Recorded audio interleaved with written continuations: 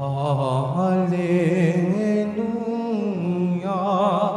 Hallelujah,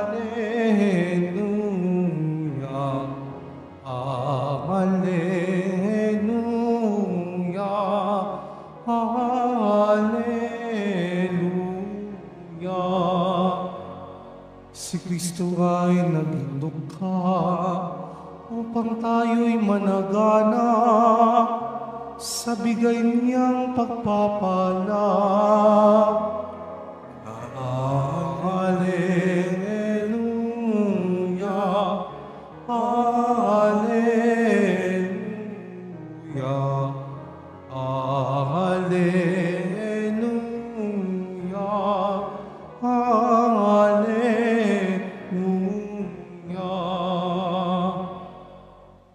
Sumainyo ang Panginoon. At sumaiyo rin. Ang mabuting balita ng Panginoon ayon kay San Mateo. Papuri sa iyo, Panginoon. Noong panahong iyon, sinabi ni Jesus sa kaniyang mga alagad, "Sinasabi ko sa inyo, napakahirap mapabilang ang mayayaman sa mga pinaghaharian ng Diyos. At sinasabi ko rin sa inyo, madali pang makaraan ang kamelyo sa butas ng karayom kaysa pasakop sa paghahari ng Diyos ang isang mayaman." Nagtaka ang mga alagad nang marinig ito, kaya't naitanong nila, "Kung gayon, sino po ang maliligtas?" Tinitigan sila ni Jesus at sinabi, "Hindi ito magagawa ng tao, ngunit magagawa ng Diyos ang lahat ng bagay." At nagsalita si Pedro, "Tignan po ninyo, iniwan namin ang lahat at kami sumunod sa inyo. Ano po naman ang para sa amin?" Sinabi sa kanila ni Jesus, "Tandaan ninyo, kapag nakaluklok na ang anak ng tao sa kaniyang maringal na trono sa bagong daigdig, kayong sumusunod sa akin ay luluklok din sa 12 trono upang hukuman ang 12 lipi ng Israel. At ang sinumang magtiis na iwan ang tahanan, mga kapatid na lalaki at babae, ama, ina, mga anak, o mga lupain alang-alang sa akin, ay tatanggap ng makasandaang ibayo at pagkakaloob ng buhay na walang hanggan. Ngunit maraming una na magiging huli at maraming huli na magiging una." Ang mabuting balita ng Panginoon. Pinupuri ka namin, Panginoong Heso Kristo. Magsiupo muna po ang lahat. Magandang umaga po sa inyong lahat, mga kapatid kay Kristo. Sa lahat po ng ating mga taga-subaybay sa iba't ibang online platforms at sa lahat ng ating mga kadiboto sa iba't ibang panig ng Pilipinas at maging sa buong mundo kung saan tayo ay naaabot ngayon ng ating live streaming. Mapayapang umaga din po sa inyong lahat. Purihin at dakilain natin ang ating Panginoon, ang mahal na poong Jesus Nazareno. Mga kapatid kay Kristo at mga kadiboto, malugod po namin kayong tinatanggap sa Basilica Minor at Pambansang Dambana ni Jesus Nazareno. Sa araw na ito ay muling ipinababatid ni Jesus Nazareno sa ating lahat na hindi natin kailangan ang labis-labis na yaman sa mundong ito upang maging masaya.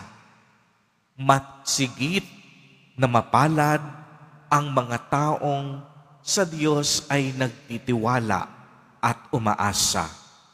Yung tipong tanging sa Diyos kumakapit, hindi sa kanyang sarili, hindi sa mga material na bagay, hindi sa pera, hindi sa alahas, hindi sa mga bahay at lupa.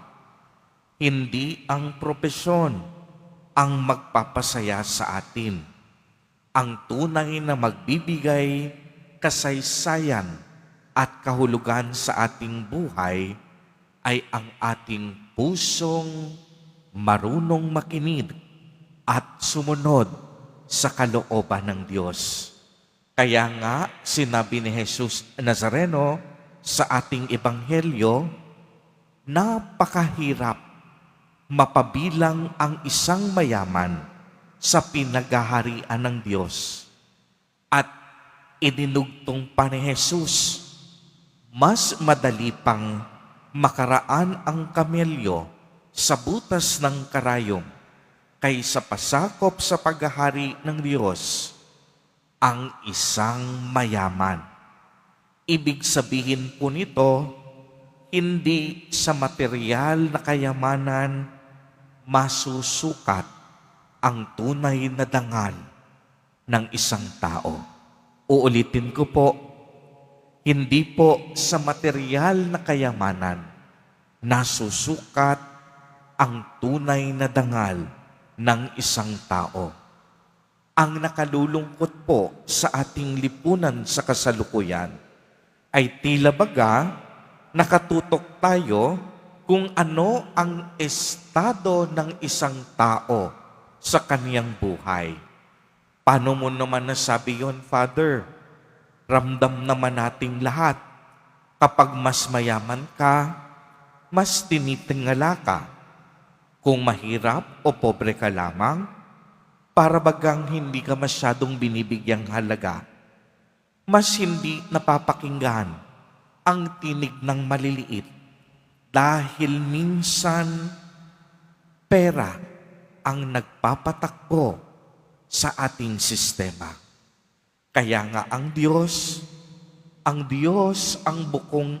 bukod tanging takbuhan ng mga inaapi at mahihirap. At ito marahil karanasan nating lahat.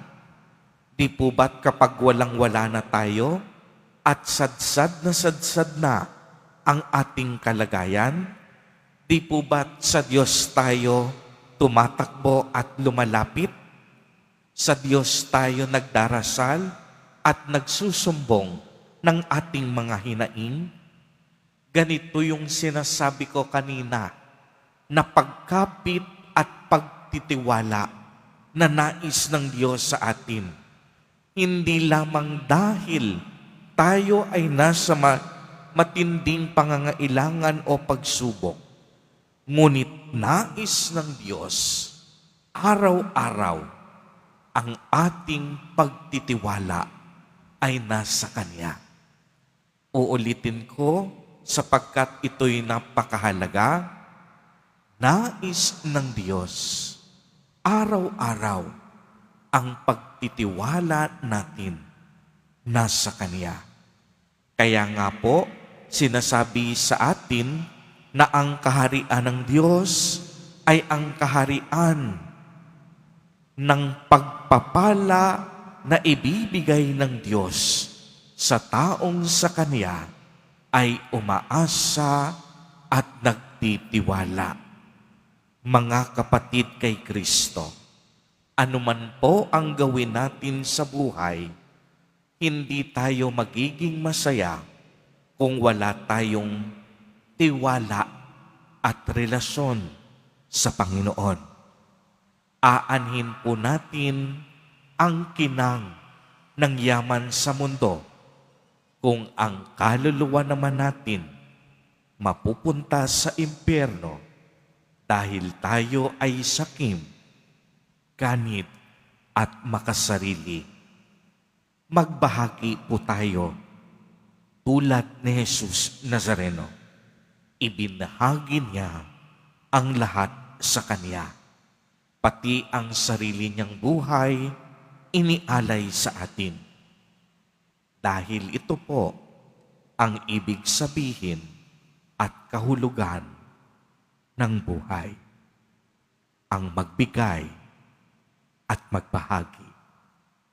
Amen. Amen. Purihin at dakilain natin ang ating Panginoon, ang mahal na poong Jesus Nazareno.